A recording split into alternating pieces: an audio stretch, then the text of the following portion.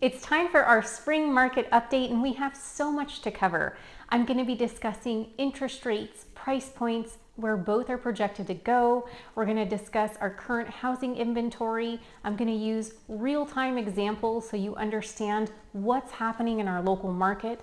I'm also going to be touching on the National Association of Realtor litigation that you've seen splashed across the headlines. I need you to understand how it may impact you as either a buyer or seller.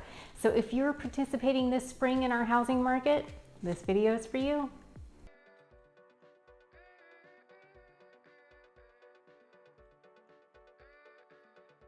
Hey there, welcome back to my channel. I'm Erica Monroe. I'm a realtor in the Bay Area and I specialize in Solano County. We're going to dive right in because we've got a lot to discuss.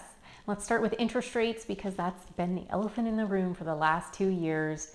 Interest rates really have remained unchanged for the last 8 weeks or so. Majority of my clients have been quoted right around 6.875%. We dipped briefly into the 7% marker, but overall they remain pretty unchanged. The Fed, however, has forecasted that they will be doing 3 rate decreases before the end of 2024. Fannie Mae came out and projected that they anticipate rates to drop to 6.4% by the end of 2024. The National Association of Realtors is projecting for a little bit lower, a 6.1% interest rate by the end of 2024. So we're not projecting for huge decreases. I know that makes a lot of buyers and some sellers unhappy, but even just that 0.75% decrease can equate to hundreds of dollars in savings each month, as well as over the course of the loan. Looking at a quick example, if you take a house price at $700,000, let's say you have a 20% down payment, and we use today's rate of 6.875, your monthly mortgage payment would be $3,679. We take that same scenario and reduce the interest rate by 0.75% as projected by the NAR. Your new mortgage rate at a 6.12% interest rate would be $3,403. So that's a cost savings each month of $273. That's real money. That could help increase your maximum purchase price, and over the course of the loan, of course, would save you more money because it's cheaper to borrow funds. Keep in mind that it is near impossible to time the market because you're waiting for rates to fall. Other buyers are going to have the same idea. More competition enters into the market. We're still in a low inventory environment. That generally means more homes will have multiple offer situations and bidding wars.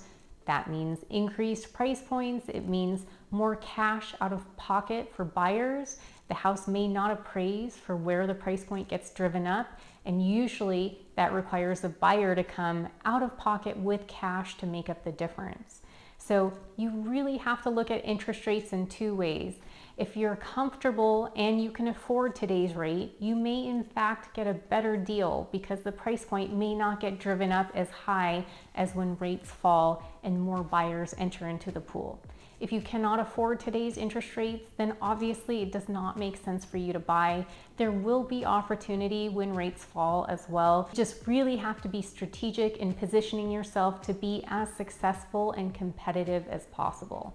With the anticipation that interest rates will soften, home values are projected to increase by 6 to 7%, and Solano County is no exception.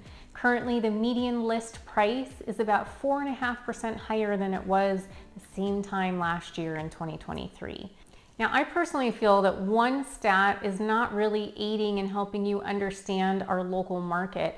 So let's take a look at 3 real transactions that just closed at different price points so you understand what's really happening in our local market. The first is our most competitive price range, which is generally the $500,000 to mid-$600,000 range. This home is a beautiful 3-bedroom, 2-bath, great starter home in Fairfield. It was listed at $555,000. Now this house appears very turnkey, the marketing was beautiful, and it attracted 7 offers.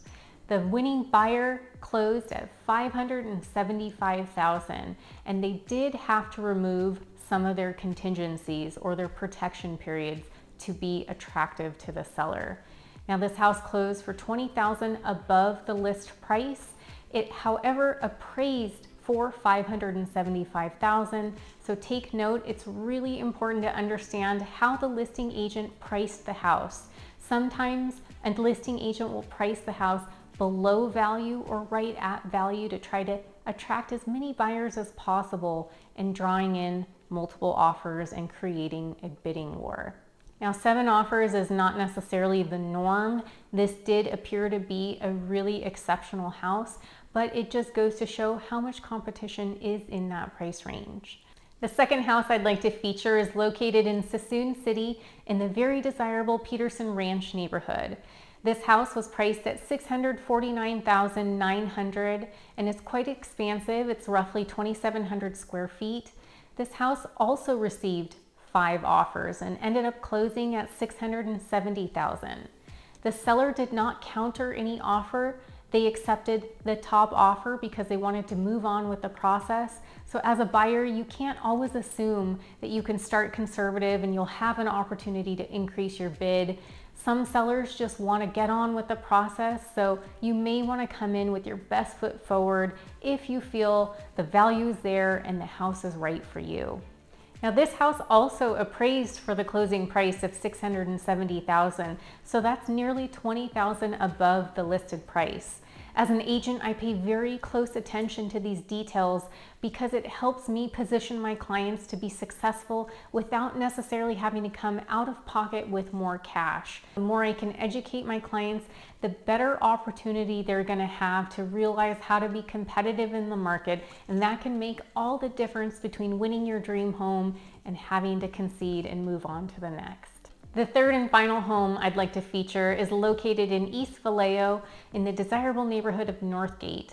This 4-bedroom house featured roughly 2,000 square feet. It was originally listed at $785,000 back in early February. It recently closed at $775,000, so just shy of the original listed price.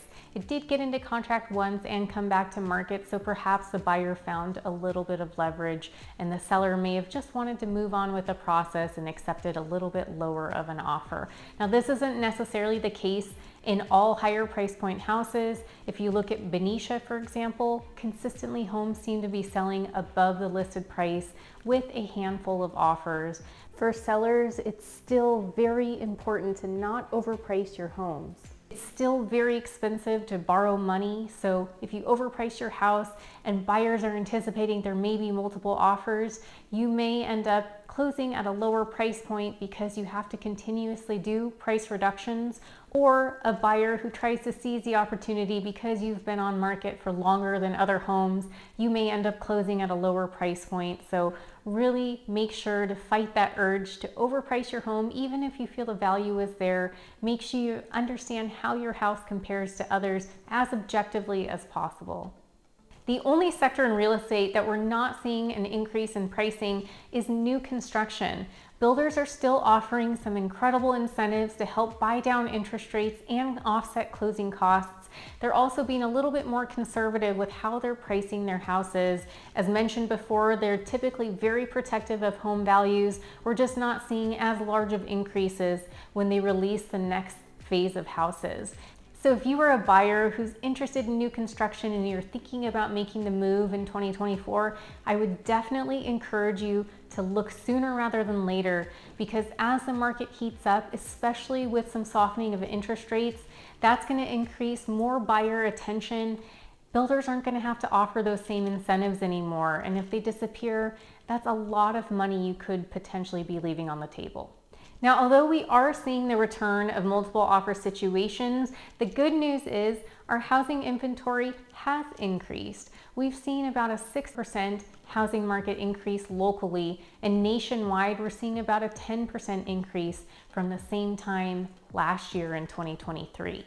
As a buyer, hopefully it'll give you more variety to choose from, and hopefully you won't have to make as many concessions as you would in a lower inventory market. And I actually think it's very productive for sellers as well. It might entice some of the buyers who are waiting on the sidelines to jump into the market, and the buyer that's right for you may have not entered the market if there wasn't enough inventory or enough variety. Lastly, I want to touch on the National Association of Realtor litigation that's currently happening. I've gone back and forth about whether I wanted to make a video on this topic or not, and truly I feel that it's too early to tell what this is really going to do to our industry or whether it's going to come at the detriment of buyers.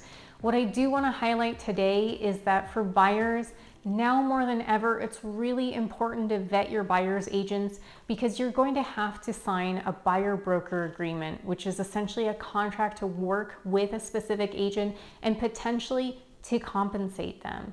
So you want to make sure that they are really offering you value. How well do they know the market? On average, how much more above list price are houses selling for in different cities? Are they communicative? Are they responsive? If yes, then you're probably in great hands. But if you're starting off on the wrong foot and you're having a hard time getting thorough responses, just imagine what that relationship's going to be like. Just make sure that you're reading through the contracts. There will be cancellation clauses, but you just don't want to get locked into a situation that you're not comfortable with, especially since you will have to sign this even before being shown a house. So just make sure to be your own advocate and do your due diligence up front. And for sellers, really important to have thorough conversations about the pros and cons of offering a buyer's agent compensation. You need to understand the potential ramifications of not. Some buyers may not be able to afford closing costs, down payment, and compensating their buyer's agent. And you need to understand what it means to give your listing agent a larger commission that they would then split with the buyer's agent. There are going to be pros and cons to each scenario, so just make sure you have a thorough understanding before making your decision. As always, I'm here for you. Please feel free to reach out to me about your specific scenario. If you're located in another area aside from Northern California and you need help vetting an agent, I'd be happy to assist as well.